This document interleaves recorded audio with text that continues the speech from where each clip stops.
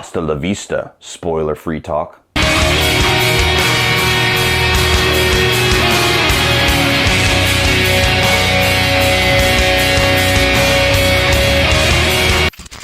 Welcome back, everybody, and now it is time to talk some spoilerific details on Terminator Dark Fate. If you have not already checked out my spoiler-free review, that has already been live on this channel, so check that out for all of my in-depth thoughts without going into spoilers on this film, what I liked, what I didn't like. Here, I'm not necessarily going to follow a structure. I'm just going to go into some of the plot details that I liked and had questions about that I didn't want to spoil or didn't want to go into letting people know in my spoiler-free review. So this is just going to be kind of touching on a few details of the plot. If you have not seen this movie, do not watch this review. Cannot stress that enough. If you have not seen it, pause this, go watch the film, watch my spoiler-free review, then come back to this video. But if you have seen Terminator Dark Fate, or if you just don't give a fuck about spoilers, don't understand it, but welcome nonetheless, let's get into it. Oh shit, John Connor dies in the first few minutes of the film. Yeah, let's go ahead and talk about that, because that's how they open this movie, that's the tone that they set from the very get, and that's the main thing that I feel like is going to divide people with this movie.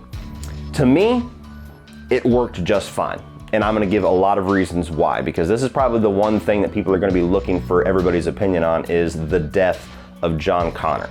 So you go into it, you get this nice little kind of somewhat of a flashback sequence in our time, but it's a new sequence where a year after when Judgment Day was supposed to have happened, you got Linda Hamilton and you have a digital Edward Furlong as young John Connor in Guatemala, I believe, where they're living in paradise, they're living in seclusion, where they've stopped the death of the future, they've saved 3 billion people, and they're just living the rest of their lives in satisfaction that they have done that, and that, from what they can tell, the threat is over. Very quickly, you see another de-aged digital Arnold Schwarzenegger style Terminator come out of nowhere and shotgun blast John Connor twice in the chest and then walk away while Linda Hamilton embraces him. Now, thoughts on this sequence? I thought that the de-aging technology on Linda Hamilton was flawless. I thought the de-aging technology on Arnold Schwarzenegger looked rough. It looked very, very digital, and it was a very uncanny valley thing where it really took me out of that whole sequence. I almost feel like it would have worked better filming it from a different angle or something, maybe not so dead on into his face. The CGI on Edward Furlong, the new version of him, was okay. It was okay enough, although I don't understand why he looked exactly the same as he did in T2 when it's supposed to be like a year plus later, but nonetheless, small little details. But what do I think about the plot element of another Terminator having been in existence or being sent back at some point after the events of T2 to kill John Connor? I'm totally fine with it, and there's reasons why. One, if you've watched my other reviews, you know that maybe aside from Christian Bale, because I think he worked well for that film, they have botched John Connor over and over and over again in this franchise to the point where I don't care about the character anymore. I don't want to see another version of John Connor. I don't want to see yet another recasting, yet another direction change, yet another version of this character that we're supposed to care so much about, because to me, that care stopped at the end of T2. Edward Furlong, perfect as that role, perfect as that character. The character was perfectly utilized in that film, and in my opinion, through the events of T2, John Connor fulfilled his destiny. He has defeated Skynet. He has wiped out their victory. Yes, it may not be the victory that you thought, but he still fulfilled his destiny. They stopped Skynet from existing. They stopped Judgment Day from happening, and they stopped their version of the future from happening. And so he's still a hero. He still fulfills his legacy within the lore of this franchise. So him getting killed does not negate that for me. It does not wipe out the victory of T2. It does not waste his character. It does not spit on the legacy of the character. Yes, is it bittersweet? Absolutely, but it is still that character having fulfilled his legacy and then dying afterwards. To me, no problem with that whatsoever. What do I think about the plot element of there being another Terminator out there that was sent to kill John Connor? Well, throughout the movie, you learn that Linda Hamilton, or Sarah Connor I should say, was continuously over the years getting these coordinates sent to her to go and wipe out these Terminators as they've arrived. So I looked at that as Skynet, when they sent back Arnold Schwarzenegger, or not when they sent back Arnold Schwarzenegger, when they sent back Robert Patrick, the T-1000 and T2, they sent back other Terminators as contingency plans. They said, okay, you're going to go kill him when he's this age, you're gonna go kill him when he's this age, you're gonna go kill him in 97, you're gonna kill him in 2001, you're gonna kill him in 2005. To me, that makes sense because I've always asked that question. I have always wondered that. Why would Skynet just send one? I've always wondered that. And this answered that in a way that makes sense. They sent multiple ones just in case they failed. And when they blew up Cyberdyne, when they killed the T-1000, when they got rid of the T-101 and T-2, they still stopped Skynet's existence in one, but the events of those Terminators being sent to the future has already been in place, and they're already in the time-space continuum. They already have all 1.21 gigawatts packed in their ass, and they're landing in these different little time periods. To me, that made perfect sense, along with the one that showed up in 98 to shoot John Connor in the chest. Now, as far as getting rid of John Connor to follow another savior, some people I've heard have an issue with that in the sense that we're supposed to care about John Connor, so you kill off this beloved character to give us somebody new that fulfills the exact same thing. This whole franchise has been about fate, has it not? This whole franchise has been about legacy, has it not? So John Connor is the only person who could ever have that legacy? No, I don't believe that. I'm totally fine with somebody else being a savior. Again, he fulfilled his legacy in wiping out that version of Skynet and wiping out that future. And now decades later, history repeats itself, humans are dumb as fuck and we don't learn our lessons, and we still pursue the same exact technological advancements that will probably eventually be our downfall in this reality. And you have somebody else that rises up to be the leader. Totally believable for me. I have no issue with that whatsoever. Now that we have gotten past that bitter pill, and now you get onto the journey of this movie where you have Linda Hamilton that gets put back into the mix with Grace, who is sent back from the future to protect this new savior, let's talk about some of the other spoilerific elements. Now, the things that I kind of had some questions about, which that was mainly the thing that I was okay with that I couldn't talk about in the review as far as story direction, was John Connor's death. So I've kind of got that out of the way.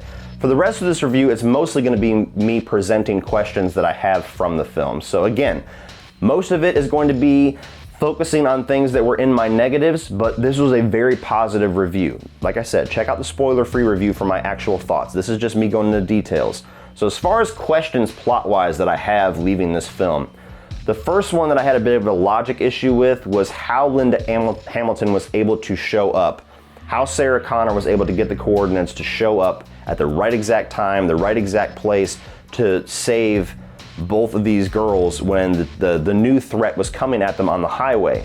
Because they have that whole element where Arnold Schwarzenegger is sending her the coordinates the entire time. And so she has all these different time periods where years later she keeps showing up right when a Terminator drops and she frags his ass and he's done. That's all the shit that Skynet sent. And that makes sense as to why Arnold Schwarzenegger's Terminator would have all of this data, all of these coordinates, and all of the information of when these successors of his were going to drop, because they all got sent at the same time. But Gabriel Luna's character is not from Skynet.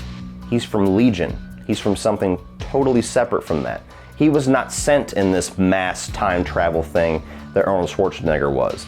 So to me, it didn't quite make sense, unless I missed something, as to why he would also have the coordinates for when they would show up. To me, that was kind of a contrivance to make it work.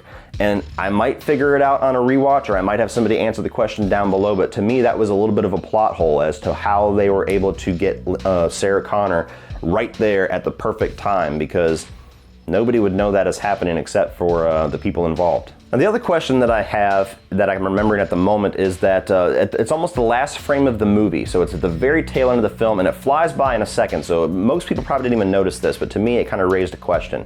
Where you have Danny looking through the fence at Grace as a child. Like, you get this moment where it's like, I've defeated the future, and here you are, and eventually things we'll meet again, basically.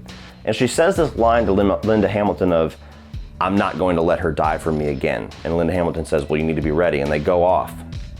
If you're following the tone and the direction of the first two films before it kind of got dicked up in the 3, 4, and 5, there's no future where Grace is not going to have to be sent back to die. It was the same exact thing, that the quandary that they had with Kyle Reese whenever they were in the second film, or even at the end of the first film, where it's like, look, eventually, John, you're going to have to meet your father, train him, and you're going to have to send him back, never telling him that you are his son, and knowing that you're sending him to his eventual death. That's the closed loop of time that you cannot fuck with, or everything that we've fought will get messed up. He will never be there to protect Sarah Connor when she's young, and then you will never exist.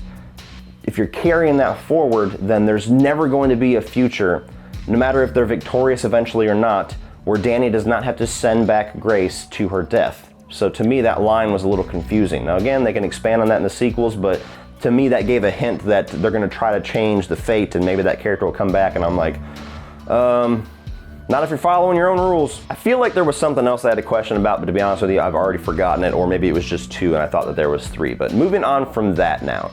One of the biggest things in this movie that was kind of secretive as well was how Arnold Schwarzenegger was going to be in it. I mean, we all presumed he was going to be a Terminator, but if you look at the trailer where Sarah Connor's not very happy to see him, you don't really understand why.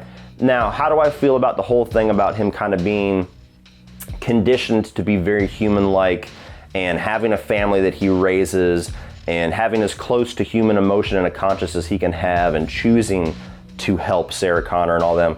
I loved it. I thought that was an awesome direction to take his character and to give Arnold Schwarzenegger a different thing to do in this franchise besides just show up and punch shit. So I really liked that. I liked that. It made sense to me how this machine was able to spend decades on this time period and develop human-like qualities, because if you look back at T2, he was developing some of that understanding and he was developing a little bit of that relationship with John, and that was only over what, like 3-4 days most?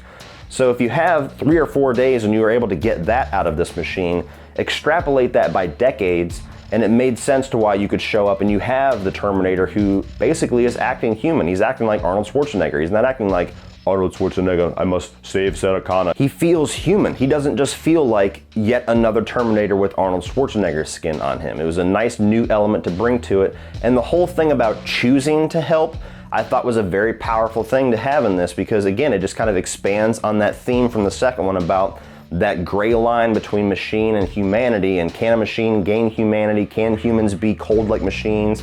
You get into this, and again, they just expand off of what T2 was talking about, and you get this machine who has lived in decades, who fulfilled his purpose, murdered John Connor, failed to have any reason to exist, and regained a reason to exist through this family and through finding humanity, and then chose to face his past and right the sins of the past in any way that he could, which is a very human choice to make. To me, that was kick-ass. That was great. Now, one more thing that I will say, this was something that bothered me just very slightly at a scene, and it's the final fight scene. It's where everybody's knocked out, and then you have Gabriel Luna's Terminator coming at Danny, and she has just ripped out the power core from Grace, and she's like, look, let him get close, and then it'll fry his thing, his central cortex or whatever the fuck, his computer system. And then you get where she walks off and she starts to have this fight scene with him, which to me was more, that was the only girl power moment that I kind of felt in the movie, to where they're really trying to put this chick up on a pedestal like, this is the badass new savior. And to me, it kind of felt a little foolish, because it's like, all right, you have nobody to help you and you're gonna go hand to hand with this Terminator. If he snaps your neck in 1 second, then all that shit that just happened is for nothing. You could have just walked up to him and fucking activated that thing or tricked him somehow, but no, you gotta have the, I'm a badass, you know, pick up the shotgun and I'm gonna be Sarah Connor for a minute and shoot at him, and then I'm gonna swing on him like I'm Grace, then I'm gonna tackle him to the ground, then I'm gonna scream at him, and that whole sequence to me didn't quite work. But that's really it. That's really all I wanted to discuss. There wasn't a whole lot. I probably could have just added a few minutes to my review and talked about it, but I did want to do kind of an isolated video so that there's no chance people to get spoiled. But those are the main kind of plot elements that I did want to talk about with this. Be sure to check out Sean Chandler Talks About if you have not, because either we're about to or we already have dropped a spoiler talk on his channel where both of us are going to give our thoughts on certain things, probably the whole franchise, but mostly just talking about Dark Fate. And we've both come to this franchise from similar paths with it, but also having a little bit different of a journey to Dark Fate. So you might get a few opposing thoughts here and there, but overall, I know we both really liked it. So if you like this movie, you want to see some more thoughts from both of us, definitely check that out. But overall, guys, that's about all I have to talk about with Dark Fate. Enjoyed the hell out of it, and keep tuned for my Terminator ranking, unless I've dropped that already too. This time travel thing is crazy.